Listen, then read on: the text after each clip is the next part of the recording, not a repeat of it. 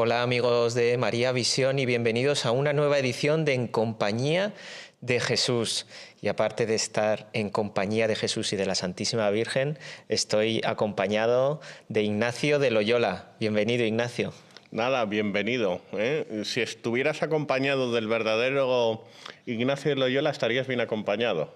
Estás acompañado de María Virgen y Madre de Jesús y luego mal acompañado por mí. No, tampoco es eso. Pues antes de que demos ya el comienzo definitivo al programa, pues si te parece, como hacemos habitualmente, nos ponemos en oración y le pedimos pues a la Virgen María que nos guíe, nos acompañe y nos ilumine en toda esta grabación. Perfecto, para encontrar auxilio y amparo en nuestra Madre. Procede, Javier. En el nombre del Padre, del Hijo y del Espíritu Santo. Amén. Amén. Dios te salve María, llena eres de gracia, el Señor es contigo. Bendita tú eres entre todas las mujeres, y bendito es el fruto de tu vientre, Jesús. Santa María, Madre de Dios, ruega por nosotros pecadores, ahora y en la hora de nuestra muerte. Amén. Virgen María, Reina de la Paz, ruega por nosotros. Ruega por nosotros, en el nombre del Padre, y del Hijo, y del Espíritu Santo. Amén. Y en mi caso, ruega por nosotros pecadores. Pues ya estamos en compañía de Jesús, Ignacio de Loyola, Francisco Javier. Somos dos amigos que, como allí por el siglo XVI, aquellos dos fundadores, entre otro grupo, de la Compañía de Jesús, pues estamos aquí tratando de traer luz sobre diferentes temas. Nada, y tratando, al igual que ellos, de expandir la buena nueva con bastante más facilidad, porque contamos con los medios tecnológicos, ¿no? A través de las ondas hercianas.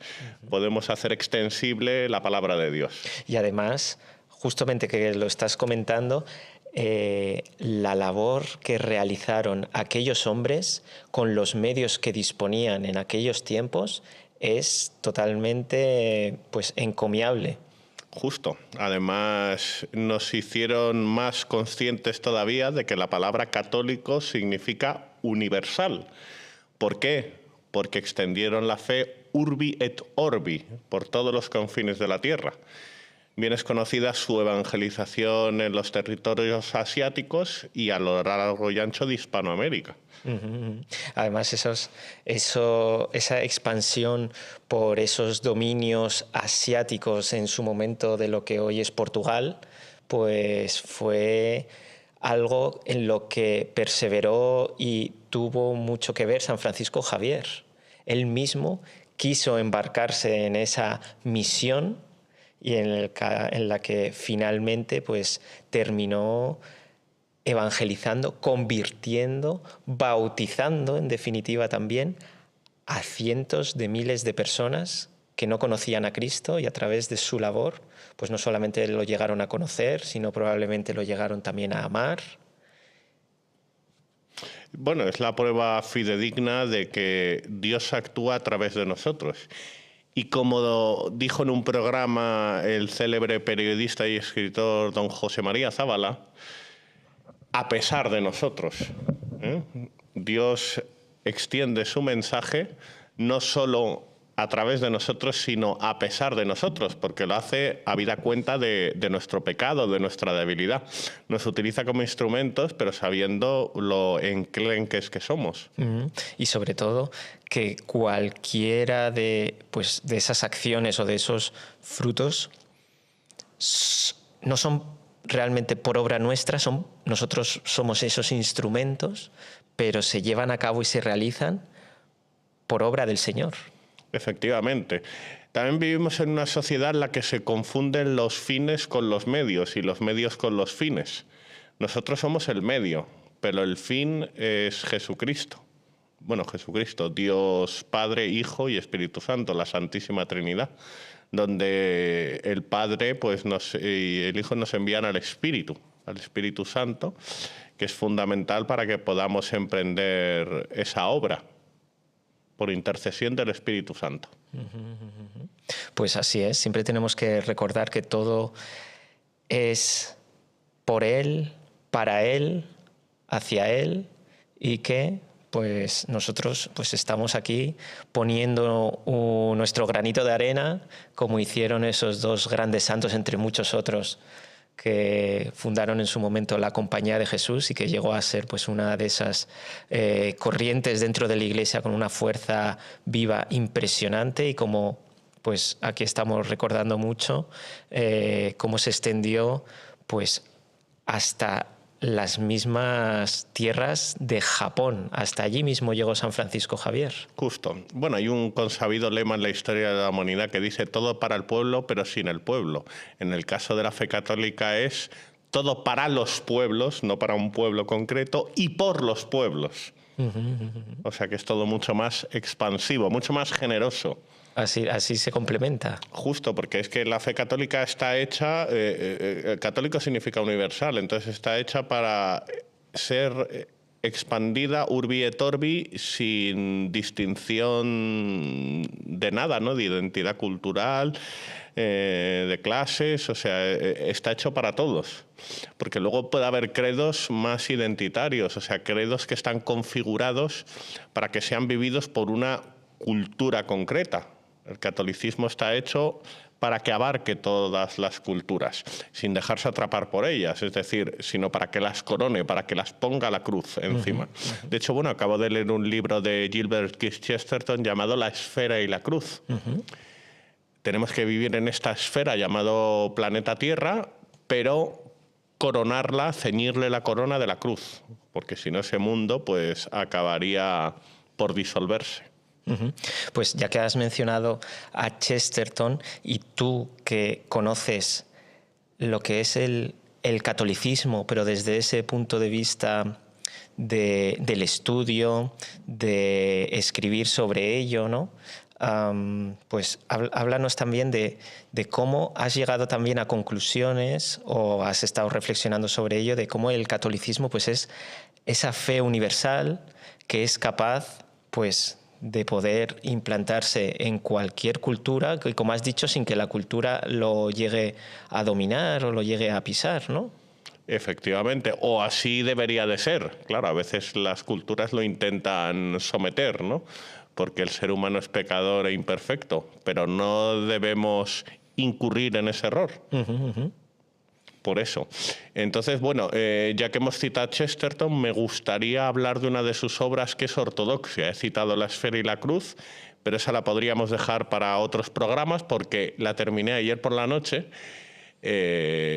También está subrayada, pero ahora debería proceder al estudio, debido a que mi parca memoria necesita detenerse. Ahora y tienes esa más. lectura fresca. Claro, la tengo fresca, pero la tengo también que tengo que profundizar en ella.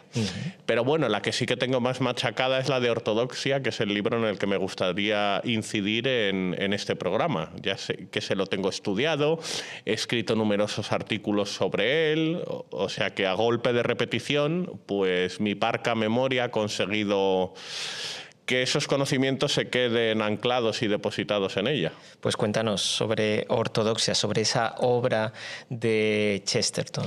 Bueno, a ver, Chesterton la publicó en el año 1908, si mi memoria no me falla, y creo recordar también que este literato inglés, este coloso de las letras, se convirtió al catolicismo, se terminó de convertir en 1922. Pero ya se podía traslucir en 1908 visos muy luminosos de ese proceso de conversión que cristalizaría 14 años después de la publicación de Ortodoxia. Es más, en ese tiempo lo llegaron a llamar o a considerar o a catalogar como un anglocatólico. No sé si le llegaron a catalogar así, pero yo sí que me he permitido la licencia de atribuirle ese calificativo.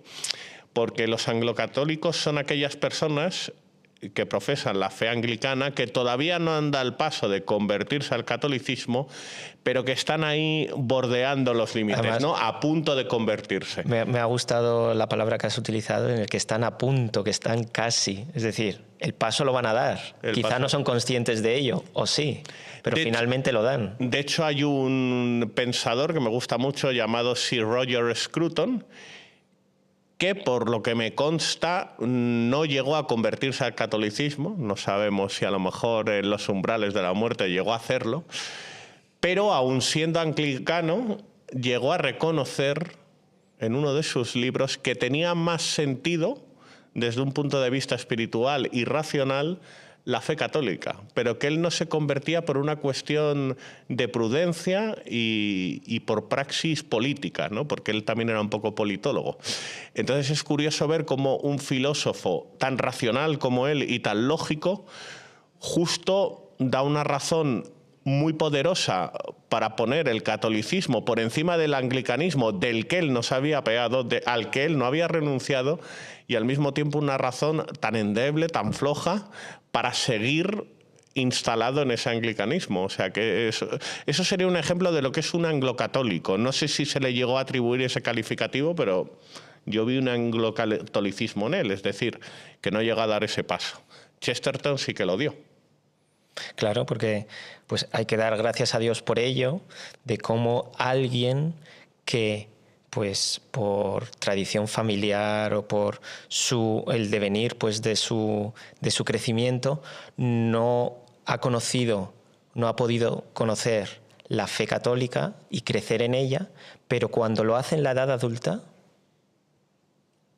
no se escapan. No se escapan, no. De hecho, hay un testimonio de conversión que me llamó poderosamente la atención de esta explosión de conversiones británicas de finales del siglo XIX y sobre todo de principios del primer tercio del siglo XX, por influencia de la conversión del cardenal John Henry Newman.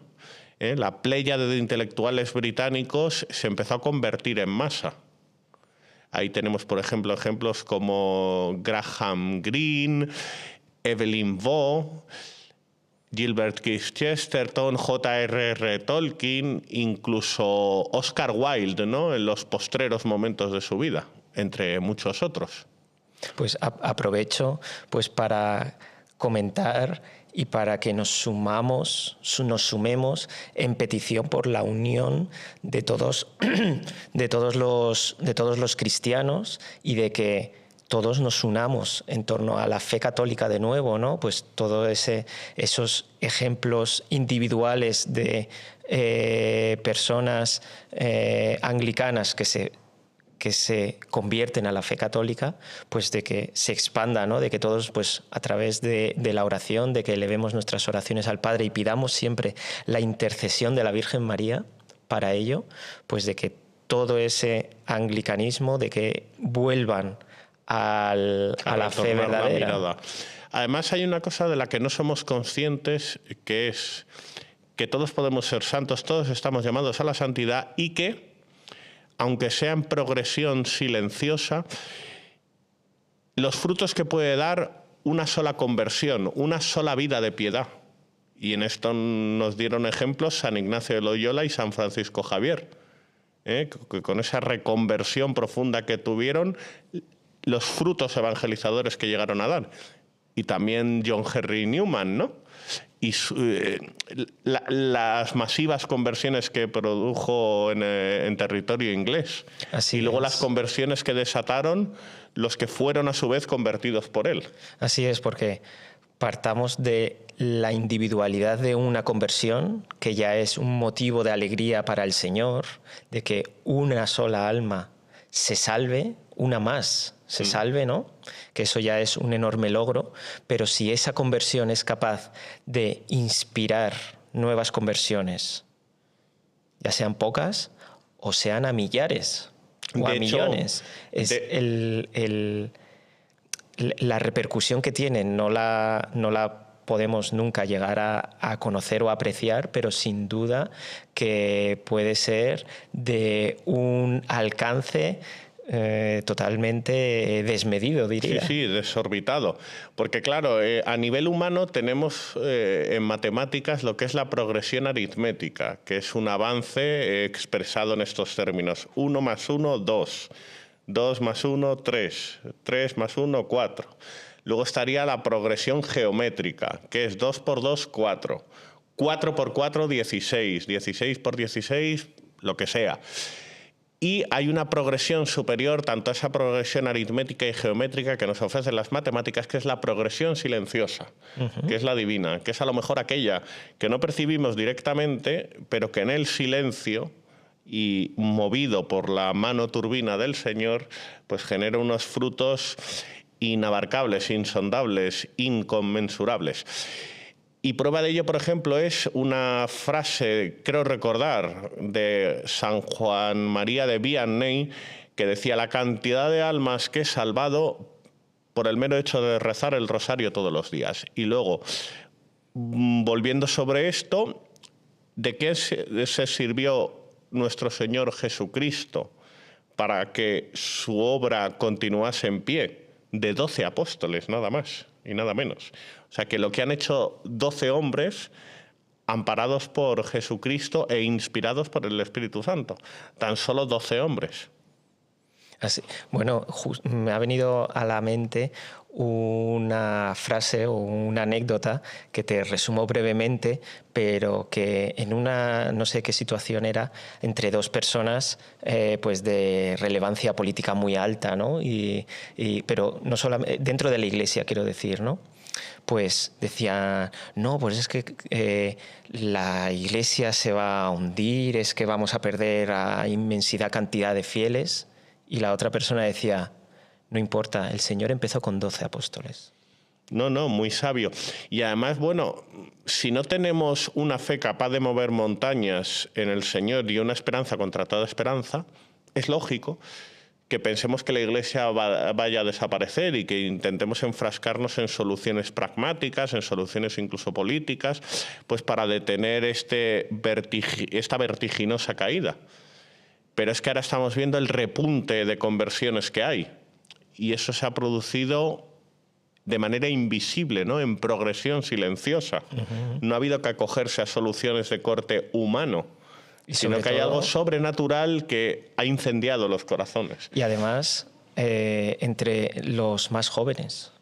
Y además entre los más jóvenes, que eran los que considerábamos la generación perdida. Pues ahora son ellos los que nos están sosteniendo, los que nos están dando, dicho de manera coloquial, el tirón de orejas y un aldabonazo para que revivamos. De hecho, ahora se suele decir que la generación Z, los Zetas, están sanando las heridas generadas o los pecados cometidos por los boomers. Fíjate, claro. Así es, así es. Y bueno, también quería añadir que hemos abordado antes este vendaval, este huracán de conversiones británicas, el motivo que le llevó a J.R.R. Tolkien a convertirse, que es que él tenía una convicción en el cristianismo, pero que se convirtió al catolicismo por añadidura, porque completó y rellenó un hueco que faltaba, una oquedad. ¿No? Y además su obra, en especial esa gran trilogía del Señor de los Anillos, pues está, se sabe, ¿no?, repleta pues de referencias, ¿no?, a los evangelios, a las enseñanzas del Señor. Es decir, hay una profundidad ahí católica y de fe muy grande. Yo lo califico como la palabra de Dios novelada. Porque es como las enseñanzas del Evangelio hechas novela, ¿no? Que es algo explícito, reconocido explícitamente por el mismo J.R.R. Tolkien, o sea que no es fruto de unas cavilaciones o interpretaciones sesgadas que podamos hacer nosotros, no, sino que él reconoció abiertamente lo que acabo de decir. Y bueno, y sin más dilación, vamos a centrarnos un poco en la obra Ortodoxia antes de que expire el programa, porque claro, nos ponemos a hablar de lo humano y lo divino y de cosas tan bonitas y luego pues yo me olvido del tema principal de este programa, que es hablar sobre ortodoxia. Hay una cosa que me llama poderosamente la atención de la conversión de Chesterton, que dijo, bueno, en aquel momento que él se abrazó al cristianismo porque antes practicó creencias o rituales paganos, que es que vio el pensamiento del mundo de hoy tan contaminado pues que percibió en el cristianismo como la única manera de rebelarse contra eso. O sea, lo vio como el único asidero, como el único refugio frente a la perversión de nuestro tiempo. ¿Y quizá como antídoto?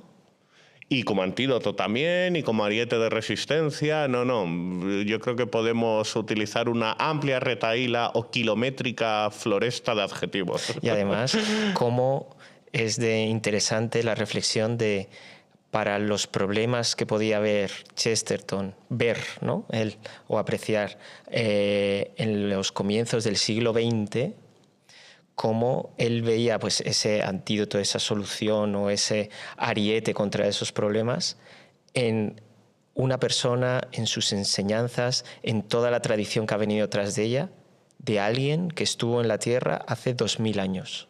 Es espectacular, efectivamente, esa mirada retrospectiva que nos libera, como decía Chesterton, de la degradante condición de ser hijos de nuestro tiempo. Lo veo como una liberación de las cadenas que nos ciñe el mundo de hoy. Y cómo pues ese mensaje que tenemos disponible siempre en un evangelio, en la lectura de la palabra de Dios, cómo es vigente, cómo nos habla, cómo nos presta soluciones a problemas que seguimos teniendo, no solamente en el principio del siglo XX, sino ya ha entrado también el siglo XXI. Bueno, es que también Chesterton, en esta misma obra y en numerosos escritos, ha reconocido que quien no se ampara, quien no se solaza, quien no se refugia en esa palabra de Dios predicada por Jesucristo hace 2000 años, retrocede a épocas anteriores, a momentos pretéritos de la historia. Y eso además está demostrado porque todos los sismos, todas las doctrinas posteriores a la palabra de Dios y a la escolástica o filosofía católica medieval, lo que hacen es una mirada retrospectiva al mundo pagano, al mundo precristiano. Y esto además, ateos intelectualmente honestos te lo reconocen, porque ellos se reconocen defensores de esas ideas precristianas. O sea que esto no es algo que me esté inventando yo, sino que un ateo ilustrado, un ateo cultivado, te lo admite pero sin ningún tipo de rebozo. De hecho, por ejemplo, Nietzsche, pues eso, decía que teníamos que ir más allá de la moral. Él predicaba como una especie de postmoral, pero que decía que tenía que enraizarse en lo premoral, entendido lo premoral como lo previo a la moral de nuestro Señor Jesucristo y del mundo cristiano occidental. Es curioso, ya tenemos que despedir el programa, Ignacio. Yo creo que vamos a tener que hacer una segunda parte sobre ortodoxia. Será un placer. Pero alguien... Eso ha sido como una introducción, ¿no? Así es, pero alguien como Nietzsche, ¿no? Como aboga a la postmoral, basándose en la premoral, pero entonces está obviando y no quiere pasar ni pisar la moral. Bueno, él predicaba esa máxima de situarnos más allá del bien y del mal. Y de hecho Chesterton en Ortodoxia decía que no era algo filosóficamente sólido, porque en vez de dar una respuesta intelectual a los problemas del mundo, huía con metáforas, más allá del bien y del mal. Eso es una huida hacia adelante, es no querer abordar los problemas. También criticaba esa denominación del superhombre. No podría hablar del hombre bueno, del hombre malo, del hombre enfangado, del hombre virtuoso. No, tenía que hablar del superhombre, de más allá del bien y del mal, que era pues cómo esquivar la filosofía. Bueno, pues Ignacio, creo que tenemos que continuar con este tema. Nada, para mí además me encanta tener una excusa para hacer 2 programas sobre este apasionante libro. Así es, y no descartamos que pueda haber un tercero también. Bueno, podríamos hacer un cuarto y un quinto incluso. Pues Ignacio, muchas gracias por haber estado aquí en compañía de Jesús. Nada, muchas gracias a ti también, Francisco Javier, de parte de Ignacio de Loyola. Pues os invitamos a todos a que continuéis viendo la programación de María Visión y os esperamos pronto en una nueva edición de En Compañía de Jesús. Que Dios os bendiga.